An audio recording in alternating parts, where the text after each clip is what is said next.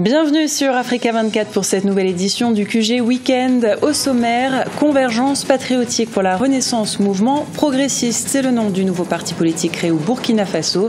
La formation appelle à la candidature de Jean-Baptiste Natama pour l'élection présidentielle. L'appel au calme du président nigérien après les violences commises lors des manifestations contre la une de l'hebdomadaire satirique français Charlie Hebdo. L'Algérie, le Mali, le Sénégal ont également été le théâtre de la colère des manifestants après la publication d'une caricature du prophète Mahomet. Le Mali, plus grand importateur de basin en Afrique de l'Ouest, la 8e édition du festival de Daoulaba a consacré une tribune pour trouver d'éventuelles solutions aux difficultés rencontrées par la filière. Avant de développer ces titres, la dissolution ce samedi du gouvernement somalien par le Premier ministre Omar Abdirachid Ali Chamark. Cette décision a été prise face à l'opposition du Parlement et au risque d'un vote de défiance. Le nouveau gouvernement aura tenu moins d'une semaine. La transition au Burkina Faso marquée par la création d'un nouveau parti politique. Il s'agit de la convergence patriotique pour la Renaissance, mouvement progressiste. À peine constituée, la formation politique appelle à la candidature de Jean-Baptiste Natama à l'élection présidentielle qui doit se tenir à l'automne prochain. Les précisions de notre correspondant au Burkina Faso, Wendiam Valentin Compaoré.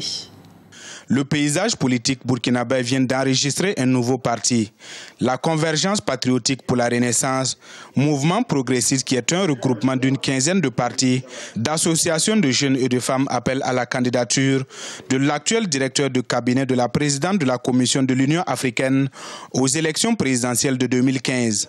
Pour les initiateurs, Jean-Baptiste Natama incarne mieux les aspirations de la jeunesse burkinabé. Monsieur Natama a été identifié par la jeunesse à travers son engagement auprès des jeunes comme étant le leader organique pour les conduire vers le changement radical qu'ils attendent depuis de nombreuses années.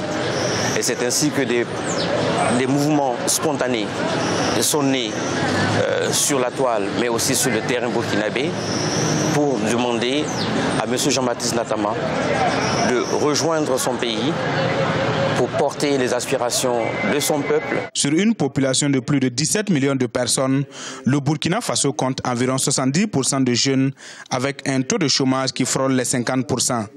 Et pour résoudre le problème de l'emploi, ce parti compte miser sur la promotion de l'entrepreneuriat des jeunes. C'est nous qui faisons vraiment la majorité.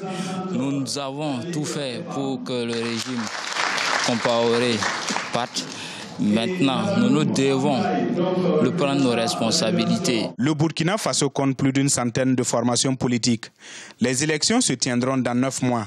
Pour rappel, Jean-Baptiste Natama est auteur du Manifeste pour une jeunesse responsable, publié le 15 octobre 2013.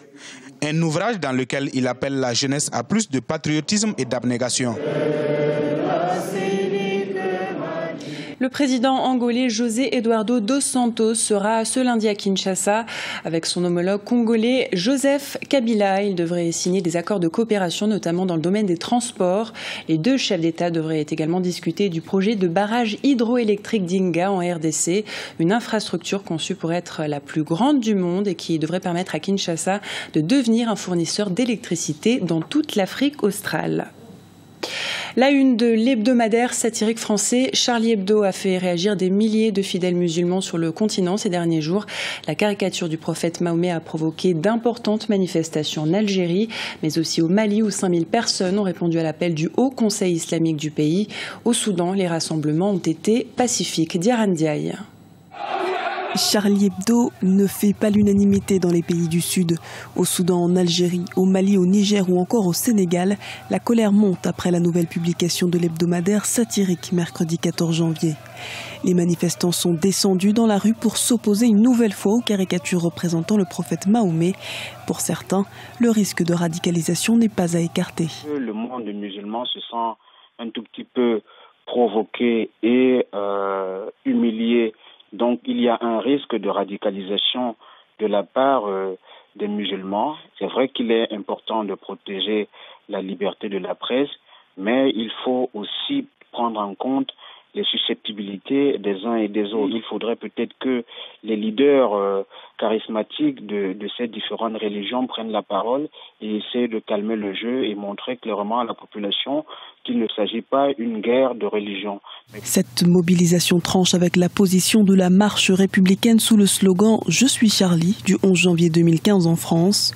Aujourd'hui, les réactions se multiplient après la publication de ce dernier numéro. Présent à Paris dimanche dernier lors de cette marche, le président sénégalais Macky Sall a interdit la vente du dernier numéro de l'hebdomadaire au Sénégal. À travers cette présence, j'ai voulu indiquer que le Sénégal s'indignait face à ces méthodes barbares, intolérantes et inacceptables.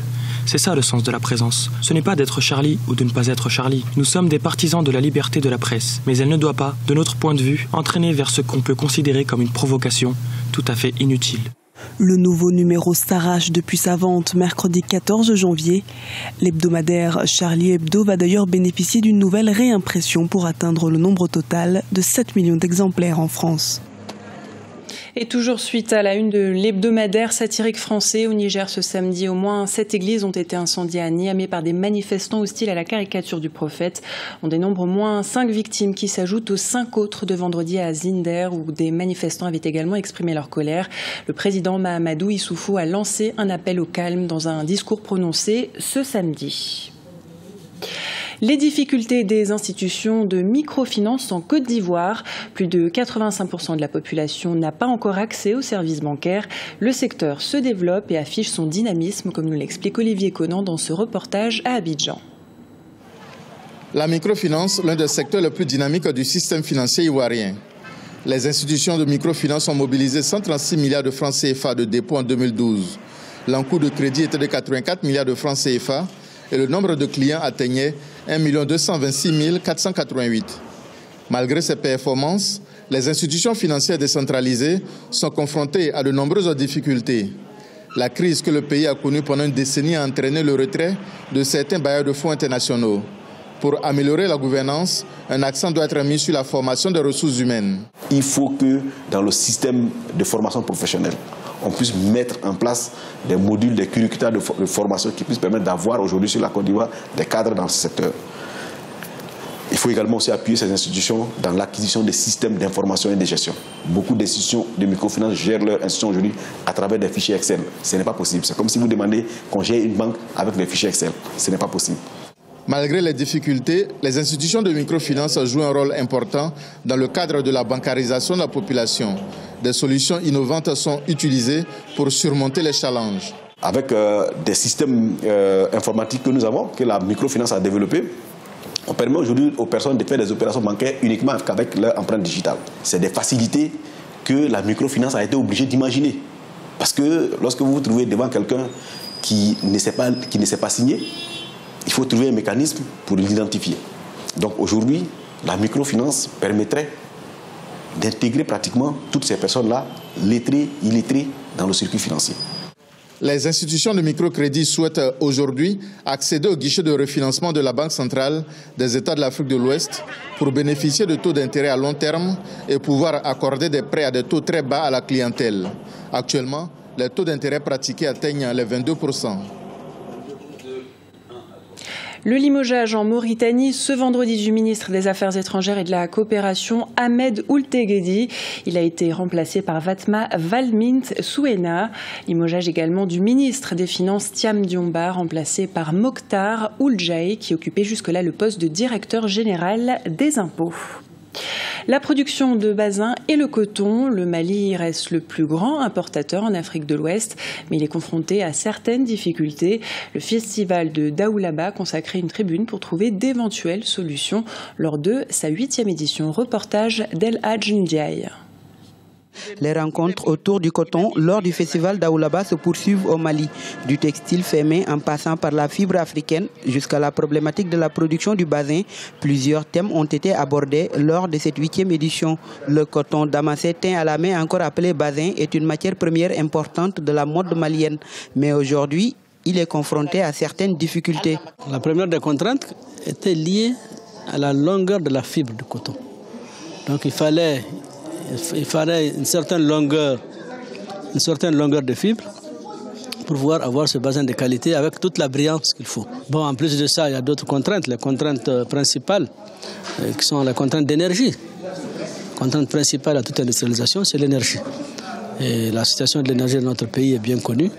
L'image du Mali est désormais liée au bassin. Sans être producteur, le pays met en valeur la matière première.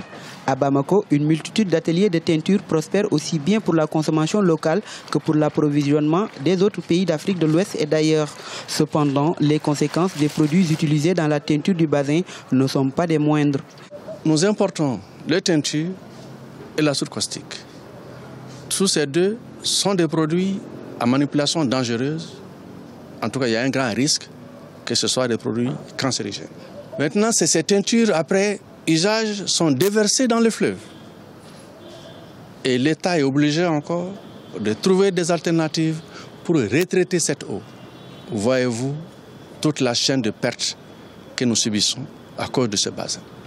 Le festival d'Aoulaba compte sensibiliser les acteurs quant à l'utilisation des produits chimiques dans la teinture du bassin. La 8e édition de cette rencontre culturelle va prendre fin ce dimanche à Bamako. En football, deuxième jour de compétition pour la Coupe d'Afrique des Nations en Guinée équatoriale. Après les matchs du groupe A hier, ce dimanche, place à ceux du groupe B. La Zambie affronte la République démocratique du Congo à 16h GMT. Un match qui sera suivi du face-à-face entre le Cap-Vert et la Tunisie. Ce sera à 19h GMT. Ce journal a été réalisé par l'ensemble de la rédaction. Nous vous remercions pour votre fidélité. Dans un instant, une nouvelle édition de l'actualité sur Africa 24.